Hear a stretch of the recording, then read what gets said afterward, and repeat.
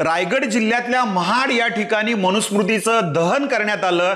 जितेंद्र आव्हाड यांनी दहन केलं, त्याबद्दल हिंदू जनजागृती समिती आणि हिंदुत्वादी संघटनांकडनं जाहीर निषेध व्यक्त करतो आणि जितेंद्र आव्हाड आणि संबंधितांवरती तत्काळ गुन्हे दाखल करावेत अशी मागणी या ठिकाणी आम्ही करतो आहे।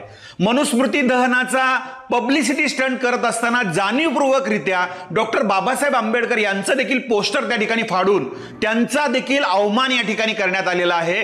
त्यामुळे या घटनेबाबत सुद्धा त्यांच्यावरती दुसरा एफआयआर दाखल झाला पाहिजे।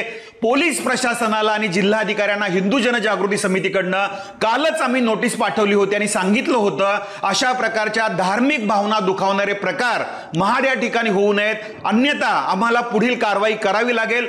असं असताना पुरेसा वेळ असताना स्थानिक पोलीस प्रशासनाने जिल्हाधिकाऱ्यांनी कोणतीही कारवाई केलेली नाहीये, हे त्यांचं अपयश आहे। या घटनेनंतर धार्मिक भावना दुखावलेल्या आहेत, डॉक्टर बाबासाहेब आंबेडकर यांचा अवमान झालेला आहे।